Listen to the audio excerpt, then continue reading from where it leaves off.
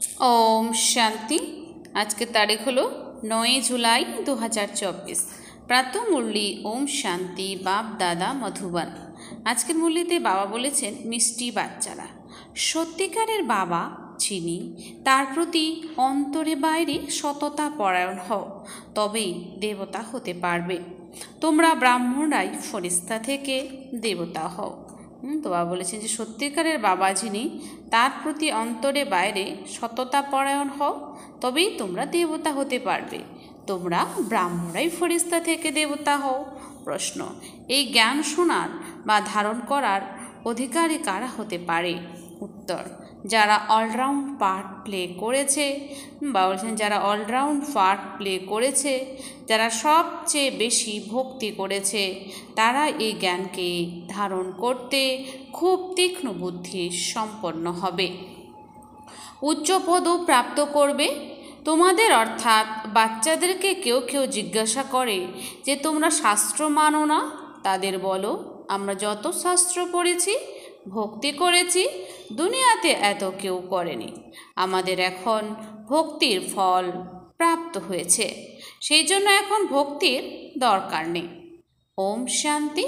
অসীম জগতের বাবা অসীম জগতের বাচ্চাদেরকে বসে বোঝাচ্ছেন। সকল আত্মাদের বাবা সকল আত্মাদের বোঝাচ্ছেন, কারণ তিনি হলেন সকলেরই সদ্গতি দাতা। যে আত্মাই হোক তাকে জীবাত্মা বলা হবে। শরীর না থাকলে আত্মা দেখতে পাবে না। যদিও ড্রামার প্ল্যান অনুসারে স্বর্গের স্থাপনা বাবা করেছেন, কিন্তু বাবা বলেন আমি স্বর্গকে দেখি না।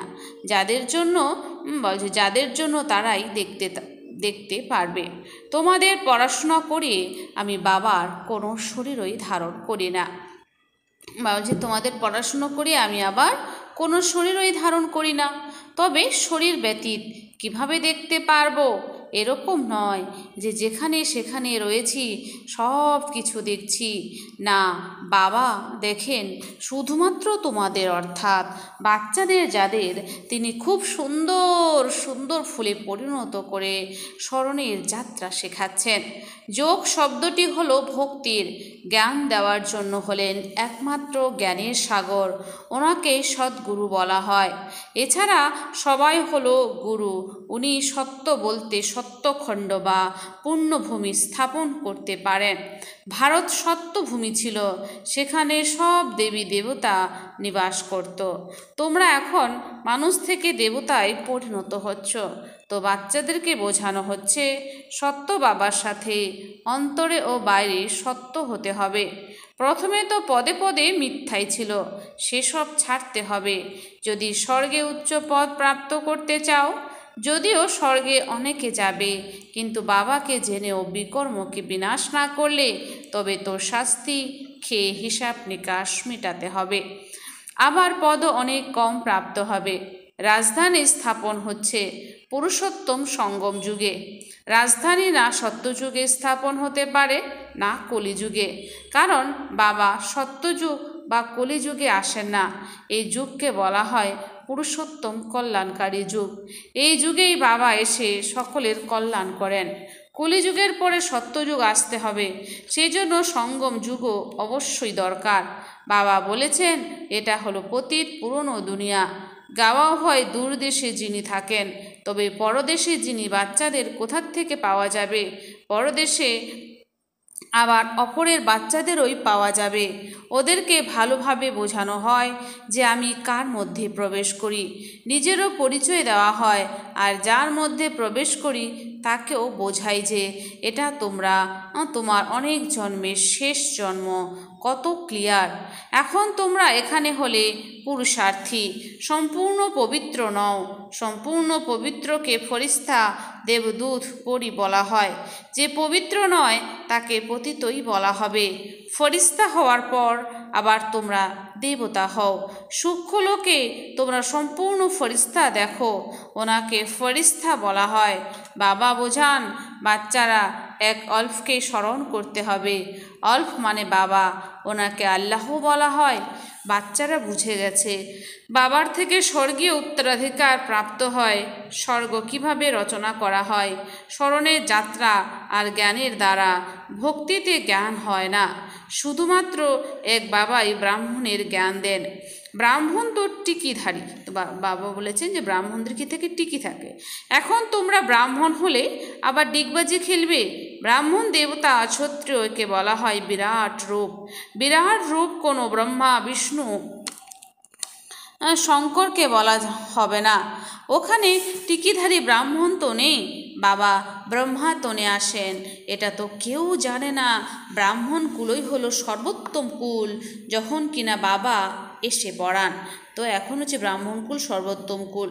বাবা তো শূদ্রদের পড়াবেন না, ব্রাহ্মণদেরই পড়ান। পড়াতেও টাইম লাগে। রাজধানী স্থাপন হতে চলেছে। তোমরা উঁচুর থেকে উঁচু পুরুষোত্তম হও, নতুন দুনিয়াকে রচনা করবে। বাবাই রচনা করবেন। তো নতুন দুনিয়া কে রচনা করবে? বাবাই রচনা করবেন।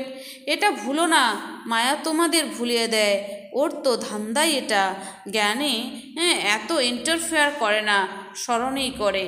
আত্মার মধ্যে অনেক আবর্জনা ভরে আছে, সেই বাবার স্মরণ ব্যতীত পরিচ্ছন্ন হতে পারে না।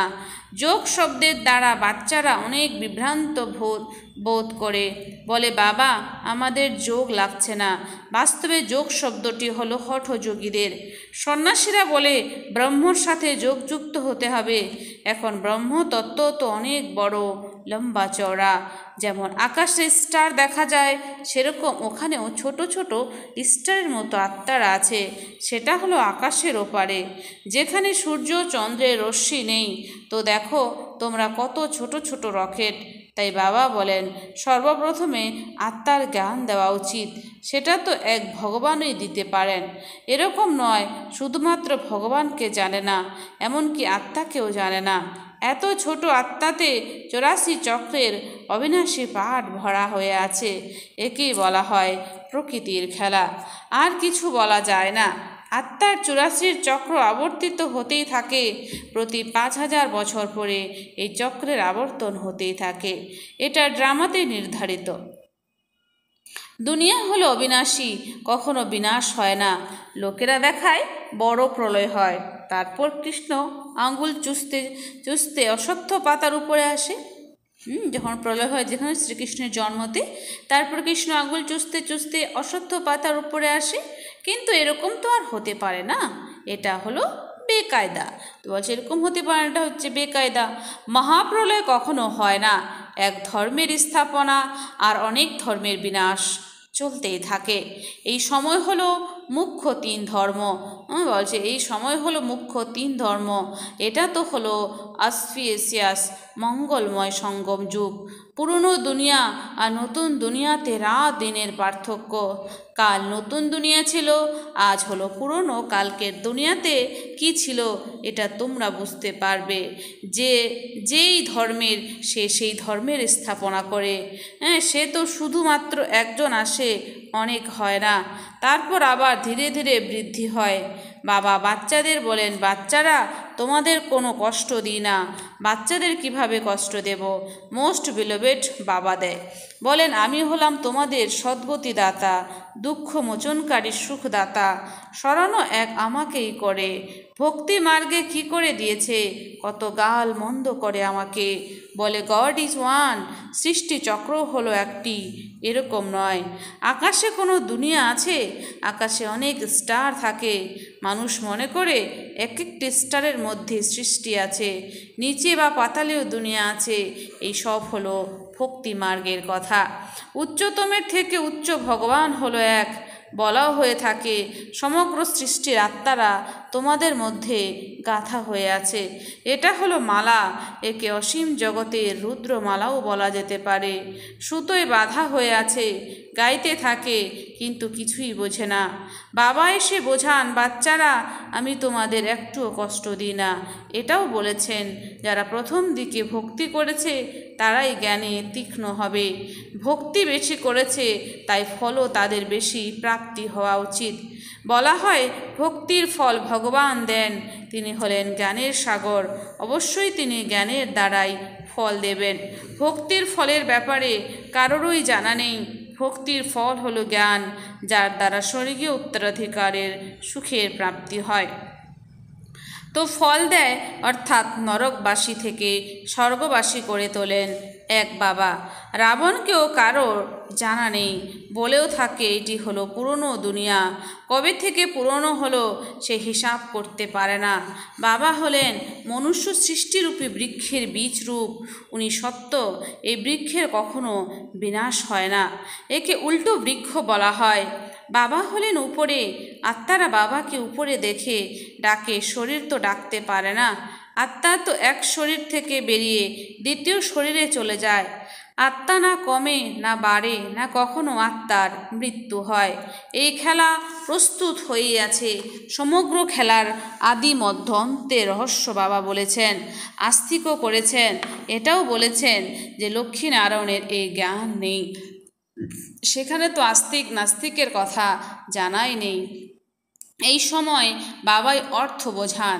নাস্তিক তাদের বলা হয় যারা না বাবাকে, না রচনার আদি মধ্য অন্তকে, না ডাইরেকশনকে জানে। এই সময় তোমরা আস্তিকে পরিণত হয়েছ, সেখানে এই ব্যাপার নেই। খেলা যে কথা এক সেকেন্ডে হচ্ছে সেটা আবার দ্বিতীয় সেকেন্ডে হয় না। তো বাবা বলছে যেটা এক সেকেন্ডে হচ্ছে আবার দ্বিতীয় সেকেন্ডে সেটা হয় না। ড্রামাতে টিকটিক হতেই থাকে, যেটা পাস্ট হয়েছে চক্রে আবর্তিত হয়ে যায়। যেরকম বায়োস্কোপ হয় 2 ঘন্টা বা 3 ঘন্টা পরে, আবার সেই বায়োস্কোপ ওই হুবহু রিপিট হবে। অট্টালিকা ইত্যাদি ভেঙে ফেলে দেয়, আবার দেখবে তৈরি হয়ে আছে, সেটাই হুবহু রিপিট হয়। এতে বিভ্রান্ত হওয়ার ব্যাপার নেই। মুখ্য ব্যাপার হলো আত্মাদের পিতা হলেন পরমাত্মা। আত্মারা পরমাত্মার থেকে পৃথক ছিল বহুকাল, পৃথক হয় এখানে আসে ভূমিকা পালন করতে। তোমরা সম্পূর্ণ 5000 বছর পৃথক ছিলে। তোমাদের অর্থাৎ মিষ্টি বাচ্চাদের অলরাউন্ড সব রকম পাঠ প্রাপ্ত হয়েছে। এই জন্য তোমাদেরই বোঝানো হয় তোমরা জ্ঞানের অধিকারী। সবচেয়ে বেশি ভক্তি যারা করেছিল জ্ঞানের ক্ষেত্রেও তারাই তীক্ষ্ণ হবে, পদ উচ্চ প্রাপ্ত করবে। সর্বপ্রথমে এক শিব বাবার ভক্তি হয়, তারপর দেবতাদের। আবার পঞ্চতত্ত্বকেও ভক্তি করে ব্যভিচারী হয়ে যায়। এখন অসীম জগতের পিতা তোমাদের অসীম জগতের নিয়ে যাচ্ছেন, সেটা আবার অসীম জগতের ভক্তির অজ্ঞানে নিয়ে যায়। বাচ্চারা এখন বাবা তোমাদের বোঝাচ্ছেন, নিজেকে আত্মা মনে করে আমি অর্থাৎ এই এক বাবাকে স্মরণ করো। তবুও এখান থেকে বাইরে যাওয়ার জন্য মায়া ভুলিয়ে দেয়। যেরকম গর্ভে পশ্চাত্তাপ করতে থাকে আমি এরকম করব না, তো গর্ভে যখন থেকে তখন আমরা পশ্চাত্তাপ করি যে আমি আর পাপ কাজ করব না, আমাকে এখান থেকে তাড়াতাড়ি বের করো। তো বলছে যখনই বাইরে আসে তখনই ভুলে যায়। এখানেও এরকম, বাইরে গেলে ভুলে যায়। এটা ভুল আর অভুলের খেলা। এখন তোমরা বাবার আপডেট বাচ্চা, বাবা বলছে তোমরা বাবার এখন অ্যাডপ্টেড বাচ্চা হয়েছ। শিব বাবা আছেন যে তিনি হলেন সকল আত্মাদের অসীম জগতের পিতা। তো আমরা সবাই হচ্ছে বাবার অ্যাডপ্টেড বাচ্চা। তো শিব বাবা হচ্ছে আমাদের সমস্ত আত্মাদের পিতা। বাবা কত দূর থেকে আসেন, ওনার গৃহ হলো পরমধাম।